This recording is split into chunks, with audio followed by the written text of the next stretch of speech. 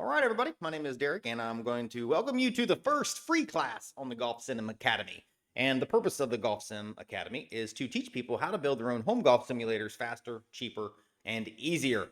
And it's going to be a lot different than just a Facebook group of just kind of a bunch of noise coming from every direction on the idea. This is going to be kind of a path you can take, a system that you can kind of learn on, do this, this, this, and this, and then it'll kind of lead you through the process and you'll be able to figure some of this stuff out on your own. Some of it you'll need help with, and that's why I'm here. That's why the community is going to be here for, and we'll get you hooked up. So, how much space do you really need for a home golf simulator? Well, there's some gray areas, but we'll go over the general stuff. And before you even buy anything, you have to make sure you have the right space. That's why this is important. That's why this is the first video. That's why this video is, well, they're all free, really, but you can watch this without having a membership because if you don't have the space for it, then you can't build one. So, the ideal dimensions. Now, a ceiling height of 9 foot is minimum. Now, my first sim that I built had an 8'10" ceiling in it, and it was fine. And we'll get into that in a little bit on why that was okay. Now, 10 foot is going to be your more preferred height. Now, that's going to give you a little bit more wiggle room for taller people, shorter people, everybody included should be able to swing in a 10-foot tall room and be okay. Obviously, anywhere between there will work as well. 10 is going to be better than 9. Now, the room width, 12 foot is about what feels okay for me. It could be different for you. So that's 12 foot wide. That's left to right. Now, we'll get into more of this too about left-handed and right-handed when you have that size of a space. But just know about 12-foot space is what you need. Now, the room depth, this will be from front to back. About 16 to 20 feet is what you need for your full swing distance. And that can vary too, depending on the launch monitor, but we'll get into that later too. And having space behind you where you don't have to worry about doing a backswing and somebody walking by and getting hit with a golf club. So figure 16 feet, 16, 20 feet deep and 12 feet wide. 9 foot minimum. That kind of gives you a close, but we'll break that down even more right now.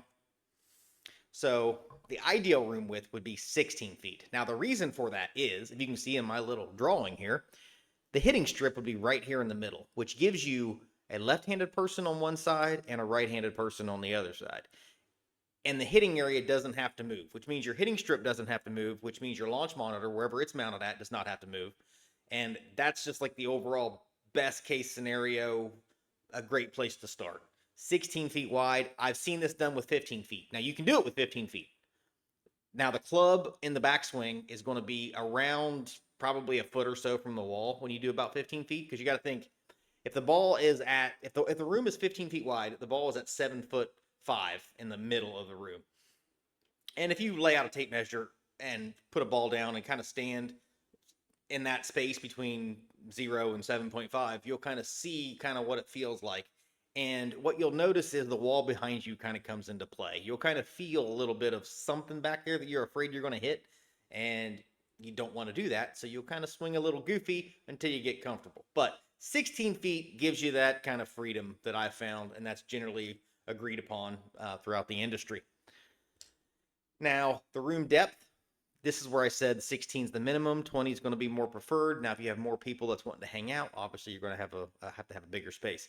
But about 20 feet is what you're looking for from the back wall to where the safe space hitting area would be, which would be, in my little drawing here, would be that kind of caution tape, backswing safe. A kid starts running out in front of somebody, hopefully nobody gets hit. And again, the ideal room height is 10 foot from floor to ceiling. And we'll break this down a little bit more into that, but roughly we'll say it's 10 foot is the ideal height. Now, this is where I talked about the minimum room. So this is a 12-foot room. Now, if you notice, that little hitting strip right there is in the dead center. That is not going to work because, like we said earlier, if the room is 12 foot wide, you're going to be putting the ball at, if you try to put it in the middle of the room, I'm saying, at 6 foot, which leaves you 6 foot between where the ball is and the wall. And that's definitely not enough room if 7.5 foot wasn't enough room. So what you have to do is you have to offset the hitting strip, which moves it over to around that new target line that you can see up there, which is around the 8 foot mark, 9 foot mark, depending on what you feel comfortable with, which gives you, again, about that 8 foot behind you kind of space. Now, when you have left-handed, you would have to have two hitting strips. If you have right and left-handed people coming, it doesn't have to be two hitting strips. It could just be one big mat. But in theory, you have two hitting locations, I should say, and they'll be on opposite sides of the hitting area. So you can get away with it, but that's how it would have to be set up. Now, if you can also tell, the image at the top, the center of the image is where the flag is in most golf simulator software. Now, obviously, if you're going to be hitting off to the side of the center, you don't want to be hitting towards the middle of the golf screen, because that, if you're right-handed, all those balls are going to go left. Visually, they're going to go left to you, and in real life, well, in the game, they're going to go left because you hit the middle of the screen and you're standing off of the side of the screen. So what you would do is your new hitting area would be straight ahead from where your hitting strip is, kind of where your ball starts, directly in that spot. So if you look at the image above there, what you'll see is that orange dotted line. If you only had a 12-foot room, all of your golf balls, assuming you're hitting everything straight, would be contacting about at that location. And then in the software, you can move the center section of the screen over. So you're actually lined up with the flag. Now, if you was just to take the image and look at it, it would look weird, because it would be like, why is everything off to the right? Well, it's off to the right because when you're setting in front of it, you want to look up and look straight, which would be straight to you because you're off to the right. So that is adjustable and fixable in the software, but something you got to keep in mind. And again, that 16-foot depth is kind of the minimum depending on the launch monitor. And the reason why I say that is some radar-based launch monitors that get mounted in the back, think of like a TrackMan or a Mevo Plus, they need a longer ball flight. They need more time for that ball in the air to be able to measure what the ball did. Now, if you only have 8 foot, let's say you have 8 foot from ball to screen, you can get away with it, but you're probably going to have a problem with higher ball speeds because that ball's not in that window of space long enough to get a really good reading for the launch monitor. So that's something that you have to think about. If you only have a 8 foot space and you can swing, you probably can't go with the Mevo Plus and get away with it super accurately. So you're going to have to go with something that's more of a camera-based system. That's in different lessons, but space-wise, that's what we're looking at. Now, so the minimum height, like I said earlier, is 9 foot. Now, some people have a space that maybe only goes 8 foot or 8'5", and they still really want to have their own home golf sim. So what do? They only hit up to like a 5 hybrid. Now, so they'll hit sand wedge, pitching wedge, 9-iron, 8-iron, 7-iron, 6-iron, 5-iron, and then maybe they have a 4 hybrid or whatever, and that's what they tee off with. Now, in the software that I'm going to show you, which is going to be GS Pro, these things are adjustable to where you can tee off with a hybrid, but still have the ball go as far as if you hit a driver. Now, obviously, that's not as realistic as real sim golf, but you're still able to play. You still be able to play all the par 3 stuff probably, and still have a really good time if you're limited to that kind of space. You definitely want to have something over nothing, and if you can get away with something, that's better than nothing. So some people that have that lower ceiling height would just have to stop. They just can't hit a driver. Maybe they only hit up to a 2-iron or whatever it is. Now, why the backswing? Why the backswing matters. If you can see here, we got Hogan on the left. Hogan had more of a flat backswing. As you can tell, that club is kind of flatter on the ground versus Jack's, which is on the right. Now, somebody that swings like Hogan can get away with a not so tall ceiling because their club is on a path that's flatter. Somebody like Jack, that club is straight up in the air. If you can imagine, if he was in an 8-foot ceiling, that thing would just put a big scratch on the ceiling. That's not going to work. So think of that. Watch how you swing, and you might be able to figure out a solution that works for you. This will probably be part of another class later, but you can also just increase the height of the area above where the golfer is. So if you have an attic above your space, or if it's in a garage that has nothing above it, I've seen people cut out the ceiling and just recess it a foot or two. There's some engineering that goes involved into that, but it can be done, and you can make a bit space bigger just by raising the ceiling, or or digging out the floor, but that seems like it's way more work. I wouldn't dig out the floor, but you can do that. I've seen people do it. But point being, take a look at your swing, kind of see where you're at, and that'll tell you what you can get away with. Now, the distance from the ball to the screen, and most, like I said earlier, most launch monitors are going to want 10 foot for most accuracy. Now, you can, like I said, you can get away with 8, kind of. There's definitely people that post, I have problems hitting a driver. Why doesn't my driver read very well? And they're only at 8 foot. It's because the ball is just not in the air long enough. Even though we're talking split second long enough, it's just not in the air long enough for the launch monitor to do its thing and get its information. So you want at least that 10 foot if you're going to be using a radar-based launch monitor. Avoiding indoor swing syndrome. What is indoor swing syndrome? And you're saying, what is that? Is that real? Is he being stupid? No. Indoor swing syndrome is real.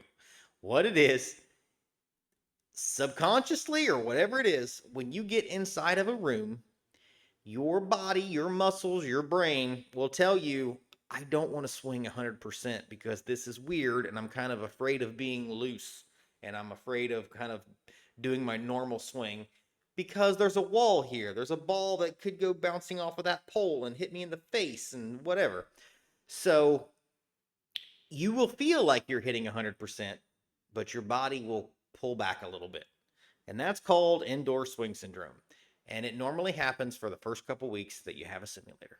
So a lot of people, they get their sim, they call, and they say, why doesn't it go as far? Now, the reason why it doesn't go as far is for 2 reasons. 1 is indoor swing syndrome. 2 is they have no idea how far they hit the golf ball to begin with. They only know how far they've hit it one time downwind, and they consider that their 7-iron length. Well, sorry to tell you, it's probably not a 200-yard 7-iron. You probably hit it 150 like most other people. Now, the reason I bring the indoor swing syndrome up is because the tighter your space is, the kind of more you might have a problem with the indoor swing syndrome issue. Now, you can get over it. The easiest way that I found to get over mine, because my first sim was only 12 foot wide by 15 foot deep and 8.5-ish, it was 8'10" tall. The way that I got over it is I just hit a whole bunch of foam golf balls. And by swinging and hitting foam golf balls, I started really realizing and kind of tricking myself into understanding that it's okay. I'm not going to hit anything and it's going to be all right. And then you can kind of work your way up. So point being, indoor swing syndrome, it's real. You can look it up. It's real. Now, I think that's our last slide. It is. So I guess since you've watched this, I want to welcome you to the group. Hopefully there's a bunch of information. You're more than welcome to reach out to me and I will answer every single one of your questions and I will try to point you in the right direction. And there's some things I'll be able to hook you up with on pricing on some things, and some things I'll have to send you somewhere else for.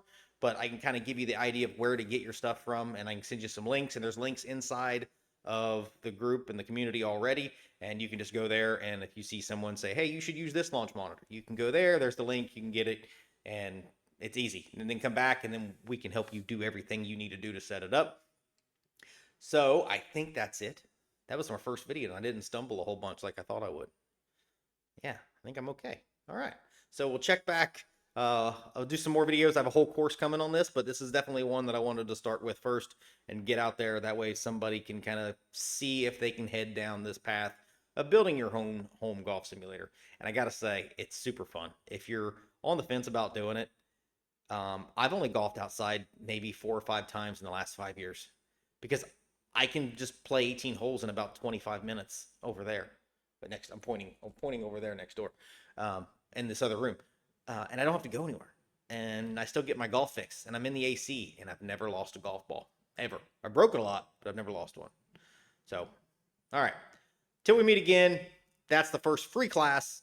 Hopefully that helps. Hopefully that answers some of your questions on how much space do you need, and if you have any more questions, just throw them in the group, and we will answer them as soon as possible. All right, thanks for watching.